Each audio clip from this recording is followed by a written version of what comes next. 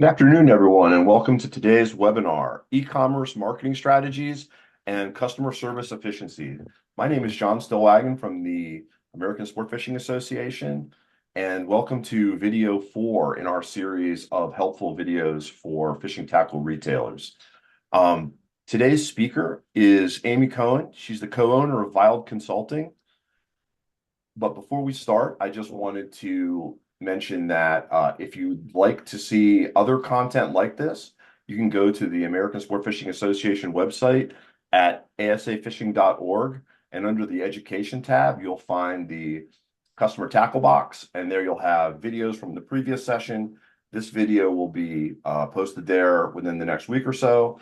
And then you'll be able to sign up for other sessions. There's also a great resource for creating fishing reports or newsletters for your customers to get them more engaged.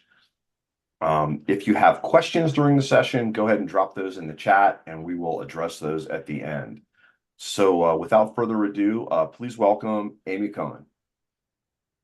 Thanks, John. I appreciate that. I'm going to share my screen. Make sure we can see that.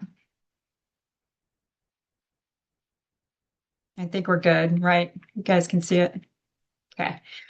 Thanks everybody for joining us. I really appreciate you taking the time to be here. Today, we're going to talk about, we're going to explore some marketing and e-commerce strategies that enable you to effectively balance your vendors, product pricing, and seasonal trends. We'll examine an effective marketing calendar that lets you view your month at a glance. We'll cover some fundamental web order packaging techniques to assist you in getting organized. And as John stated throughout the webinar, if you have questions, you can just put them in the chat and we will get those in at the end. So let's get started. Just to give you a little bit of background for me, I view emails in the same way I view in-store sales. So for example, you have a customer that walks into your shop and asks a question like, do you have waiters? If your sales staff responds with, yeah, see that wall over there? Go take a look and let me know if you have any questions. We all know that's not going to result in a sale. But if your salesperson says, yeah, we have waiters for every situation, let me show you, that's going to result in a sale. So I look at that the same way as I look at emails. So when you send an email out, you've got a subject line that interests your customer. They click it open, they open it, and they're hit with a lot of words, but no real clear message. There's a really good chance they're just going to delete your email and move on. However, if they open an email with a visual image and concise bullet points, they're probably going to click through and you've increased your chance of a sale. So just so you know, that's my take on, emails versus in-store sales. So with that being said, let's take a look at 5 key things to create successful emails. So number 1, it's a subject line that earns an open. You want to be very clear about the value. You don't want to just be clever. Your reader should instantly know what's in it for me. Curiosity helps, but don't be vague to the point of confusion. A weak subject line tries to appeal to everyone. A strong subject line intentionally attracts the right reader. So some examples. A weak subject line might be new fly rods available. That's super broad. The strong version of that would be for anglers who hate heavy rods, meet your new setup. This speaks directly to a specific pain point. Fewer opens, but a far higher quality engagement from those customers because you've actually told them what they're going to see and you're catching their attention. So they're interested. Another weak one would be new rod alert. A strong version, this rod changes everything. So you've created that curiosity. You want them to open it. So it's just a much stronger version. Another example of weak would be what's working on the water. A strong version of that, what local anglers are using right now. So you're giving your customer a reason to open that email and find out, because who doesn't want to know what local anglers are doing right now? So just number 1 is a strong subject line. Number 2 is a strong first sentence. So the opening line should pull them in immediately, build on the subject line, and give them a reason to keep reading. So some examples of that. A weak first sentence would be, these waders are made with high quality materials. You're not really telling me anything. It's too generic. I don't know if I'm interested or not. A strong version would be stay dry after 8 hours in the river, no matter the conditions. Well, now you've got my attention. I definitely want to stay dry at my waders, so I'm going to keep reading. A weak example would be we're having a sale on select items. Okay, doesn't really give me a lot to go on. Strong version, upgrade your setup before this weekend. Save big during our 1-day sale. So you're giving them a lot of information there. Something they're looking for is probably going to be on sale, and they only have 1 day. So we've created some urgency there. Again, a weak first sentence, tangles can be frustrating for anglers. Strong version of that, if you're wasting time untangling line, this will help you. Again, I've given them something to want to keep reading. Of course, I want to know what's going to help me untangle my line. So when you're building these sentences, you think of it from your customer's point of view, and that will help you write that first sentence. So number 3 is a scannable, benefit-driven content. So this means the reader can grasp what's in it for them in seconds without reading every word. Most people skim, so your job is to make the value obvious at a glance. Break text into short chunks and use visual cues like spacing or bolding to highlight key benefits. Bottom line, don't put 4 paragraphs in a row when someone opens your email. Like, you're just overwhelming them with content that they're probably not going to read. Example of a weak content paragraph would be our new rod is made with graphite and features an improved taper design for better performance in a variety of fishing situations. So it's pretty broad. So the stronger version of that would be, let's break it down. Let's make it, in bullet form so that if someone is scanning your email, they're going to look at those bullets and they're going to know immediately if it's something they're interested in. The example of the strong content would be cast further with less effort. Who doesn't want that? Loads easily, even on short cast, cuts through wind without overpowering, more accuracy where it counts. So all of those are very strong bullet points. You can see that at a glance. You're not really having to invest all this time reading 4 or 5 paragraphs. So keep your paragraph concise, useful, use spacing, use bullet points, use anything to break up the text. So it's not just, like I said, 3 or 4 paragraphs pushed together on an email. So number 4 is one clear message, one goal. Don't cram everything into one email. Decide the single action you want, whether that's you want them to buy, you want them to browse on your site, you want them to learn, you want them to book a trip. Determine what your goal is and stick with that. So make your whole email support your one goal. Too many ideas equal no action and delete. So we're trying to avoid that. One clear message, one goal. Sounds simple, but it's where most emails do fall apart. The core problem, people try to make every email do too much. Sell a product, tell a story, educate, announce something, ask for engagement, all in one email. It's too much. You've overwhelmed your customer. They don't know which way to look. So again, it's going to result in them deleting your email. A strong email starts by deciding what is the one thing I want this reader to understand. So always keep that in mind when you're building your emails. So number 5, we want clear, compelling call to action. Tell them exactly what you want to do next. We've all seen these graphics. Buy now, click here, read more. You have to tell your customer what you want them to do. Don't assume they understand. Don't assume people know to click on a pair of waders and it opens up your website. You want to make it very clear with the button, buy now, read more. So let's take a look at an example using all 5 of these features. So number 1, our strong subject line, stay dry and fish harder with Grundon's waders. Number 2, our strong first sentence, wader selection guide, find your best match. 3, scannable content. We've got this short, brief paragraph down here. It's, you can definitely read that. I think it's just 2 sentences. So it's not overwhelming. And the whole look of the email looks professional. It looks good. I'm interested. It's got one clear message, which was number 4. We're looking at waders. We're looking at Grundon waders. And then number 5, we have a call to action, which is shop all. So this is a great example of using all 5 of those successful keys to create your email. So as we go through, I have some more examples after we get into like the marketing calendar where you can see some different emails using these 5 keys. They're proven, they work well, and it just helps you get your emails under control. So when a customer opens it, because we all know we're buying for attention. So you want someone to open your email, look at it, know what they see, know what they want, and then hit the shop all button. So once you get these 5 keys down, it makes your life a lot easier. So planning and organizing. So things to consider when you're creating your marketing calendar. So how many emails do you want to send per week? 1 to 3, 3 being optimal. However, if you're just starting on this journey, 1 email per week is fantastic. What we're shooting for is consistency. So you want your customers to start to recognize your emails, to expect your emails, to want to read them.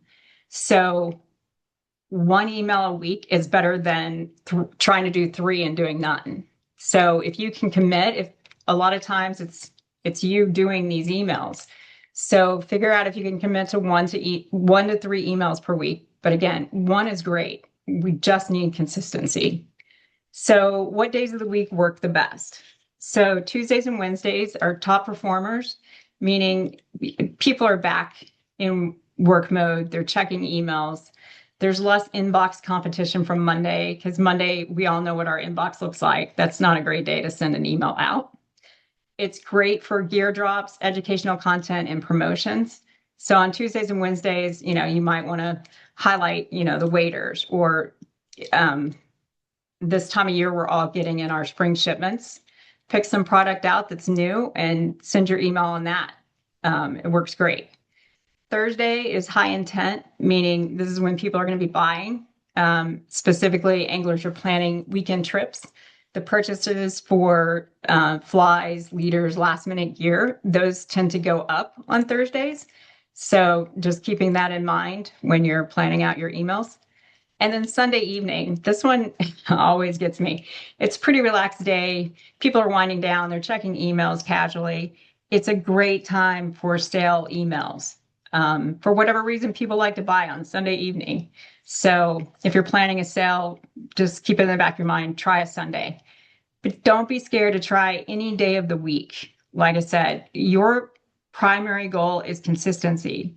So if you're doing 1 email per week, and when we get into the calendar, you'll see I just did it on Tuesdays as an example. But that's not a hard and fast rule. You can do any day of the week you want. Just try to be consistent.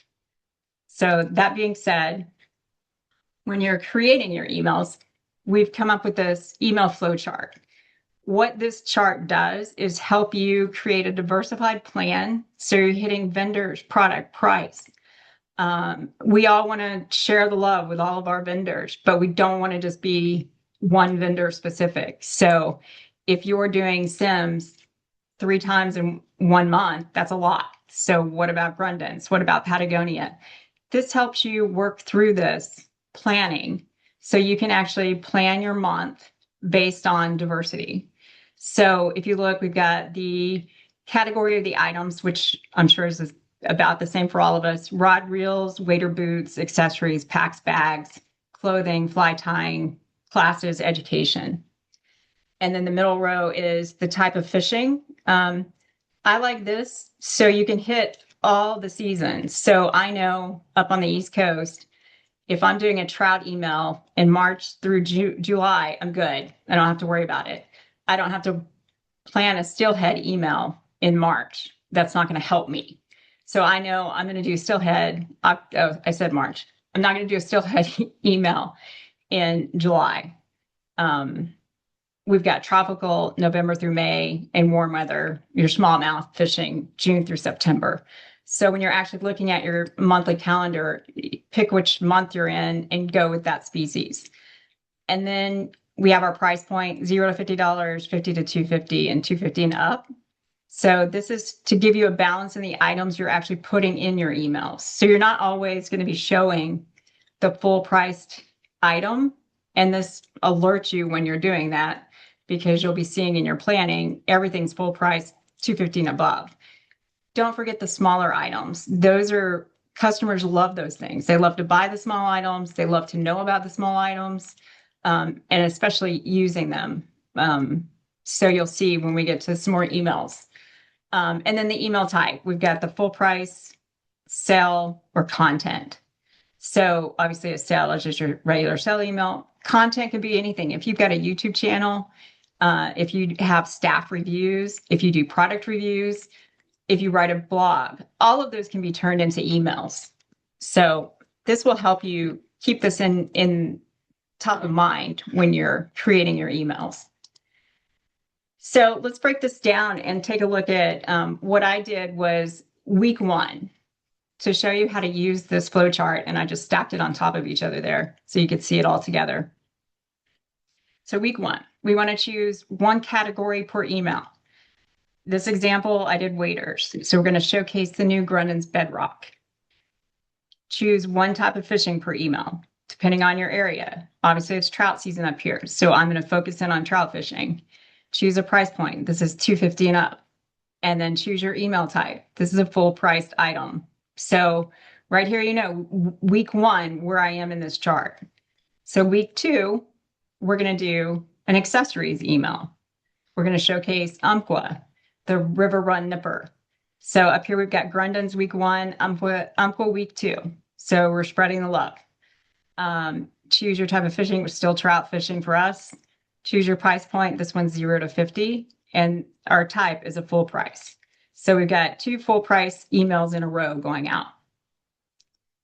So week 3, I'm going to do the category is classes in education. And I just made up fly tying with Bob. So maybe someone on your staff likes to tie zebra midges. So you can create a whole email that is just a recipe for whatever fly he's tying. And then you can put, you know, the fly tying materials on the bottom. But this is a content email. So the objective is not necessarily to sell an item. It is to give your customers content and to let them know that you're their resource, that if they need to know something, they can come to your website and find it. So this is helping to create that relationship with your customers that might not necessarily be there. If you're always just sending full price emails, it just gets hammered into them. Oh, you're just trying to sell me this. That's not what we want to do. We want to have a relationship. We want people to use us as a resource. So you want to put those content emails in there. And just like I said, with fly tying with Bob, it doesn't matter what he's tying. It could be, like I said, something easy like a zebra midge, because there are a lot of new people out there that have no idea how easy it is to tie a zebra midge, but you're helping them, you're teaching them. So week 4, I chose the category apparel, choose a price point, 50 to 250. This one is going to be a sale email. So when you put all this together, this is what our marketing calendar looks like. So if you look across the top here, you've got your primary email, the footer of your email, in-store promo, social media post, and then any specialty classes that you're teaching. So this is for the entire month of May. And what I like to do is go in and just highlight specific days that it could be a holiday. In this case, it was Cinco de Mayo, so I went ahead and put it in. Mother's Day is May 10th, and then Memorial Day is May 25th. So right now I know I've got 3 days in the month I need to pay special attention to. If you don't have these outlined somewhere, you will miss the opportunity, because Memorial Day is a hard one to keep track of. And then it's Memorial Day and you didn't do anything. And you start seeing everybody else has, you know, a sale going on for Memorial Day. So this calendar, I mean, this is just how I choose to use it. I always just make sure I've got those important dates highlighted so they don't get lost when you're busy. So your primary email, like we stated earlier, the Grundons, we're going to do the waiters. The Grundon week 1 was the waiters.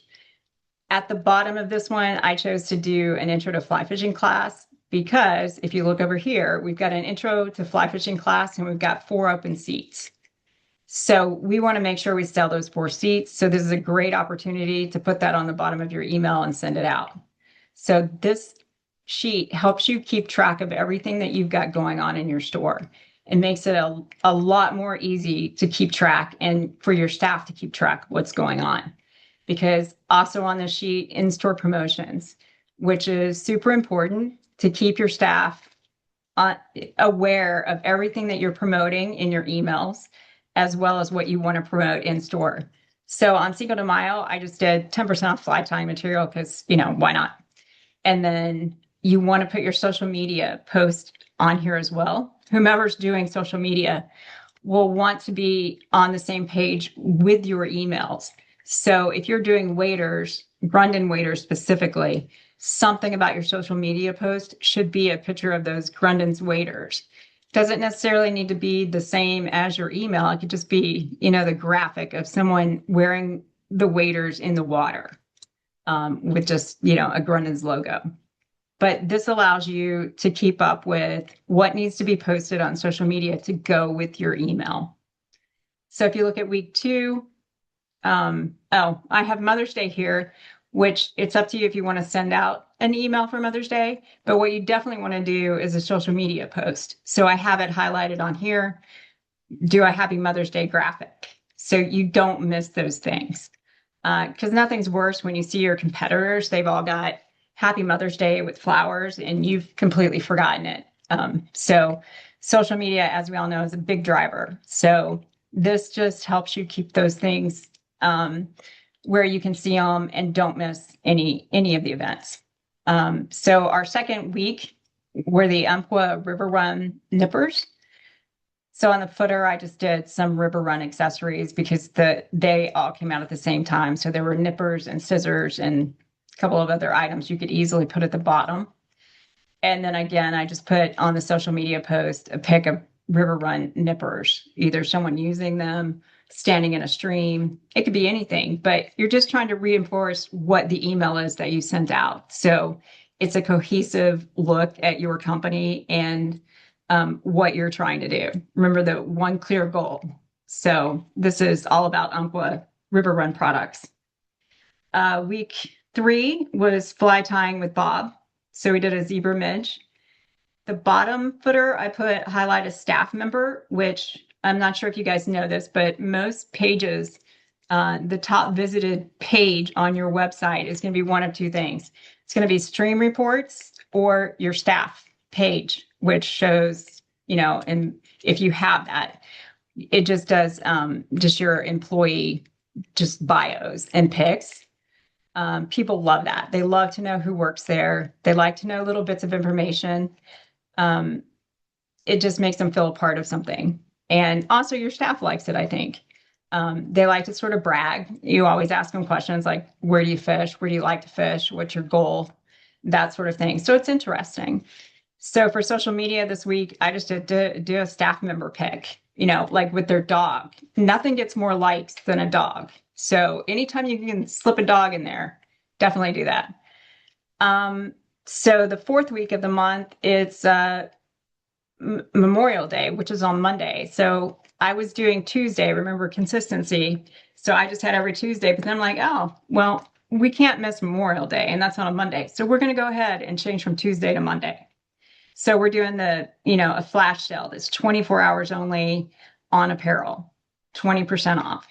So you want to make sure your in-store promotion is covering that as well, so that anybody working there knows, hey, we've got an email going out this morning that says 20% off. What happens if people come in store that got that email? Are we doing this sale in the store as well? So it's important that you get these things clear with your staff so they're on the same page, because they are going to get phone calls from emails. It's just going to happen. So having a marketing calendar that's available for everyone to look at just takes the question out of what's going on. So in this case, they would know we need to do 20% off in store. And then I just put on your social media just to do a Memorial Day graphic. So that keeps it pretty simple. But again, it's all about staying organized and making this accessible to your team so everyone knows what's going on. It will make your life much easier. And like I said, I love having something that you can look at like this that shows you the holidays so you don't ever miss any. And it shows you exactly how this is going to flow through your store. So that being said, this is an example of a full priced email. So I just wanted to sort of reinforce the 5 key things to every email, which is your strong subject line, your strong first sentence, the scannable content, one clear message, and a call to action. So if you remember, week 1 is a full priced item. So this happens to be Patagonia. So this is a great graphic. If you're not already utilizing your vendor portals, this is where this information comes from. This is what makes your emails look professional and with great graphics and content. But don't skimp out on going out on the stream yourself and taking pictures, because those emails work just as well. People love to see local guys in the stream fishing. So don't miss that opportunity. So this is a full price email. This is an example of a sale email, which I thought was great. And our subject line's not super strong here. It's just Sage fly rods. Okay, we'll let that go. Strong first sentence, don't compromise, just pay less. Who can argue with that? Your content, it's a brief 1.5 sentence there, so it's perfect. And then they show this is what's on sale, and they're very clear about it was $979.99. Now it's $779.99. So you can shop on any of these. You click the button. So we've got the call to action. It's definitely a clear message. So you know what this email is all about when you open it. I think this is a great sale email. So this is a content email, and I love this one because of the graphics. It's a little overwhelming, but it is different. This is the subject line, mark your calendars, BSA summer events. That's fantastic. I want to know what's coming up this summer. I want to know what everybody's doing. Strong first sentence, full season of events ahead. So they're laying out the full summertime, which is awesome. What I like about this is just each individual graphic that they put in for each event that's happening. It's super interesting. The graphics are great. It's just a good email. You don't see these every day. It's something interesting and different. They also added a calendar button that you could click and it would add all of these events to your Google Calendar, which I thought was a nice touch. But again, this is just a super interesting email. I like it. It's a content email. We're not selling you anything. We're here as your resource. We're going to tell you what's happening. We're going to bring these things in for you. So again, you're just reinforcing to your customers that you're here for them. You want to be that source. And you're not just trying to sell all the time. So it's a good balance. So why have an email calendar? So like we talked about, consistency builds trust and opens.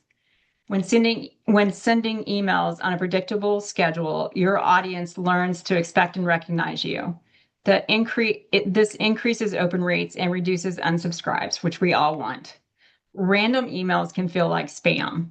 So keep that in mind. Like, you're just building that trust all the time. The more consistent you are, the better off you're going to be. Better timing equals better results. The calendar helps you plan around buying cycles. Just like we know it's May, we're all getting in pre-seasons now. So it's a great time to be doing new products that are out. Everybody's excited. Everybody's back on the water. So this calendar helps you with the buying cycles, seasons, key dates, holidays, product launches, promotions. It keeps you from scrambling at the last minute. Like I said, we've all been there when it's like, oh, it's Mother's Day and I completely forgot. But that calendar will make sure you don't forget. Stronger campaign strategy. Without a calendar, emails tend to be one-off promotions. With a calendar, you can build a sequence. You can set up teasers, launches, follow-ups. This just helps guide your customer. And again, we want to be a resource for our customers. So this is consistency. You're hitting them with this once a week. So this strategy will pay off. Prevents audience fatigue. So over emailing burns your list. Under emailing makes people forget you. So I think we've all been there where you're like, I used to get emails from this company. I haven't seen an email in 3 months from them.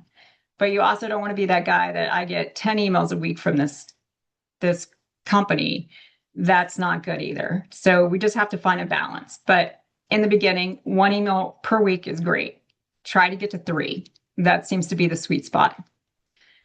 Improves content quality. So again, planning ahead gives you time to write better subject lines, craft stronger hooks, and design cleaner emails. You can go out to the vendor portal, or you know what's in May, you can take the time with some of your staff and go do a photo shoot out on the stream. Use those photos.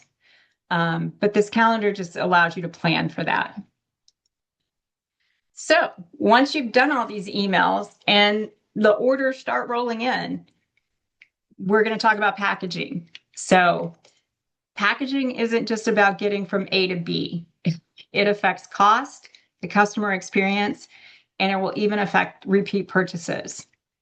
So I like to start off talking about packaging by talking about inventory, believe it or not.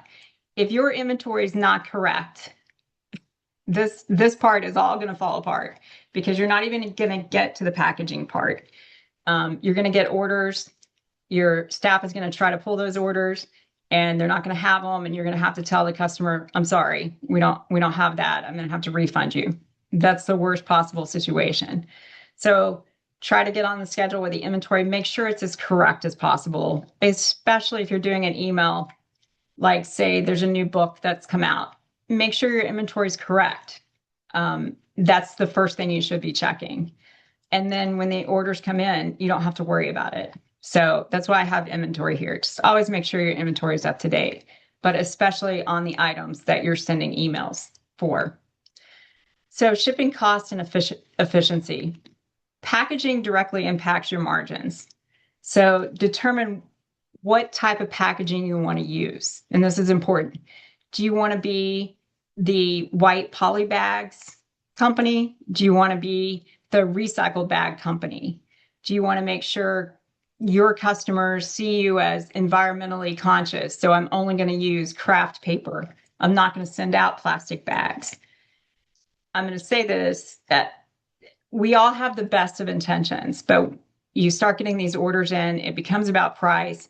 And before long, you find yourself using the white poly bags. It's okay.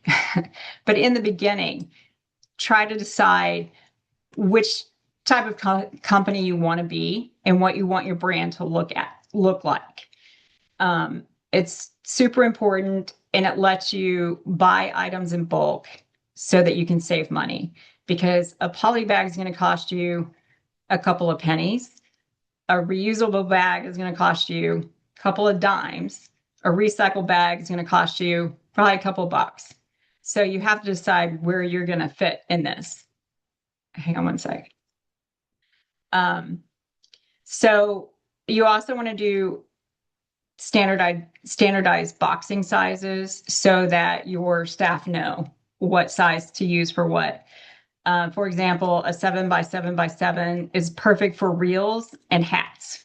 So if you've got 25 of those stacked in your cabinet, you're good. And you can just pull that out, pack up your item, put a label on it, it's out the door. It's okay to reuse boxes as long as you pull all the labels off of them. No residual information on those boxes whatsoever.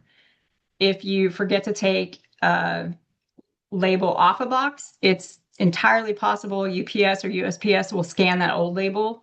It doesn't work anymore, so that box is going to go in a corner somewhere. And then you're going to be wondering what happened to your box.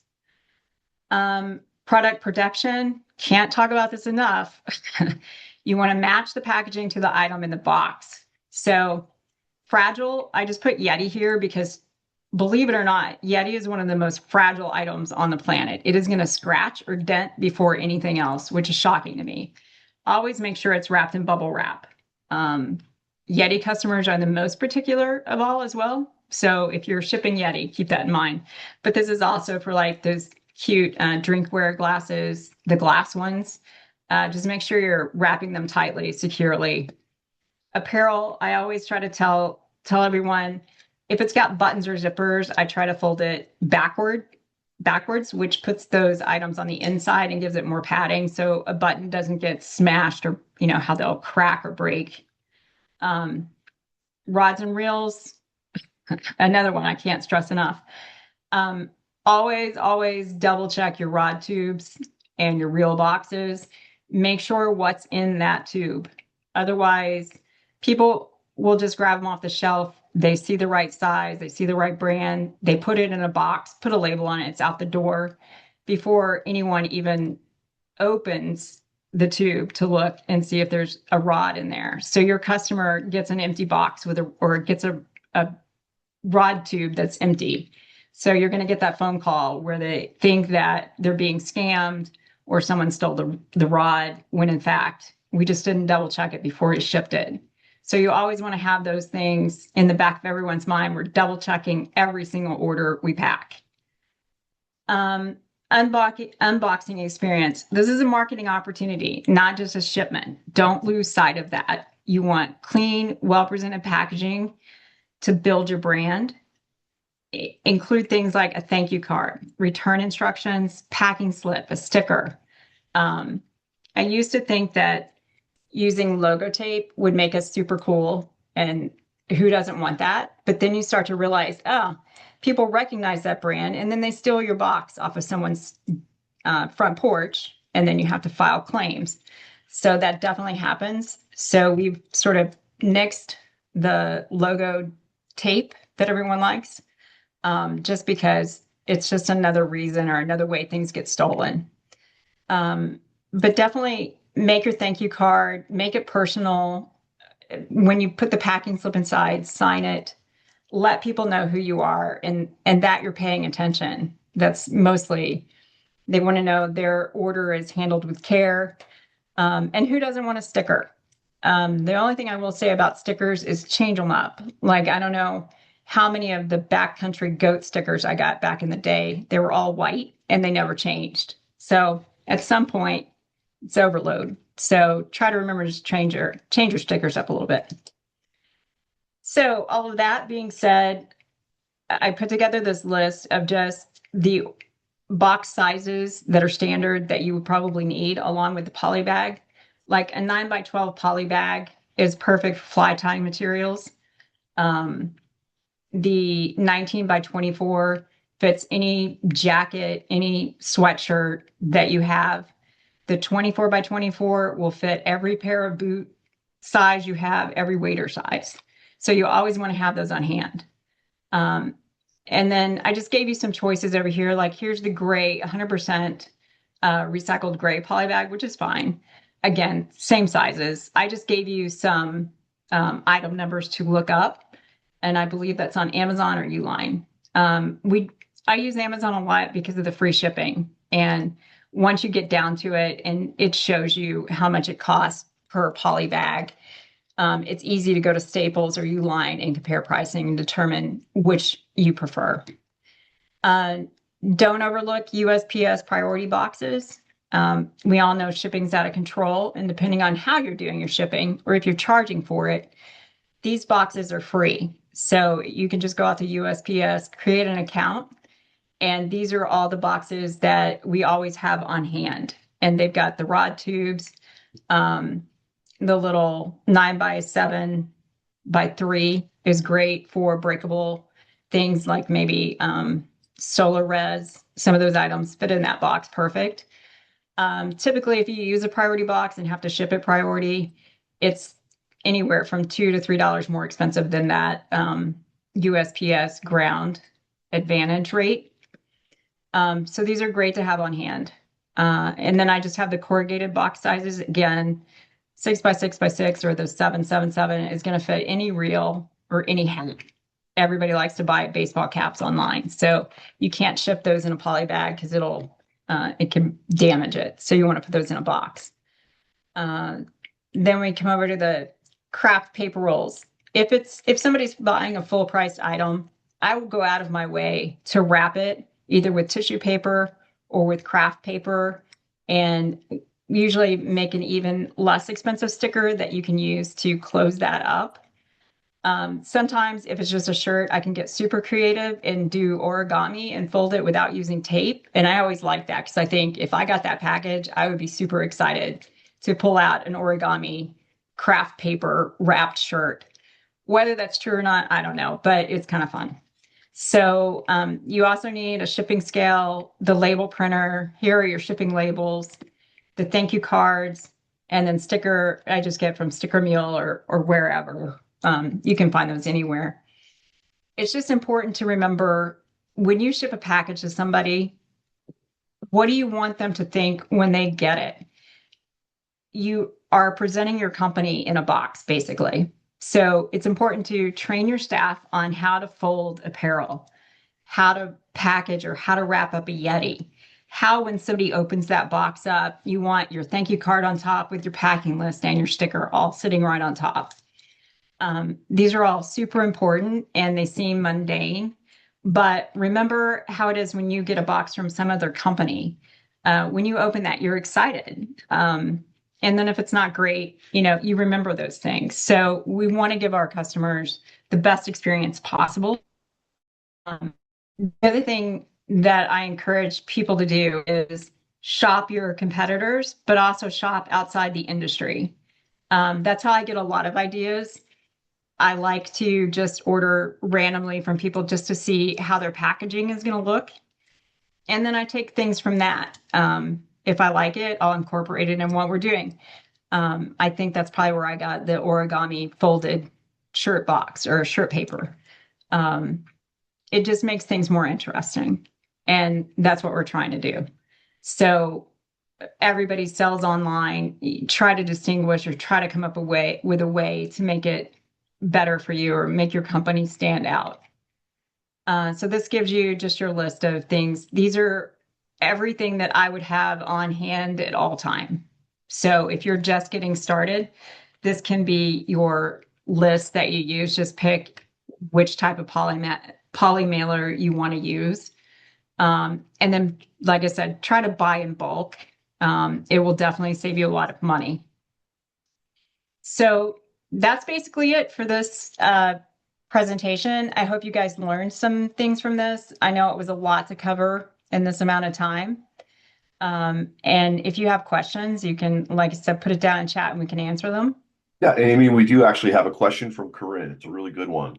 Do you have any best practices or tips on use of color, bold, font, etc., not to overwhelm but still grab attention? Sure.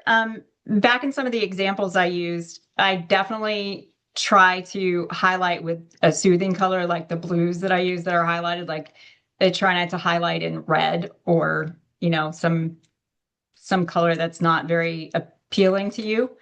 But more than anything, when you're looking at the graphic that you've created, how do you feel about it? When you look at the paragraph that you've written, are there words that you can highlight, like the logo for the company you're using? So definitely, I use those things all the time. Bold the letters that are important to you, but definitely use the blues and greens. Those all look great. I stay away from red, obviously, but thank you for that question. That's good. That was the only question that we have today. So I'd like to thank Amy and just remind everyone that a video of this session, as well as Amy's presentation with that really helpful list of links, will be available on the website. And again, that website, you're going to go to asafishing.org and under the education tab, click on consumer engagement tackle box. And there you'll find probably next week the video of this presentation, as well as Amy's actual presentation. You'll be able to see the sessions that we've had before, and you'll be able to sign up for the ones that are coming up. Our next webinar is May 27th, and that's on sales forecasting, PO planning, and preseason strategies. And with that, I'll thank everyone for coming today. I'll thank Amy again, Thank and you. we'll see you all on May 27th. Thank you.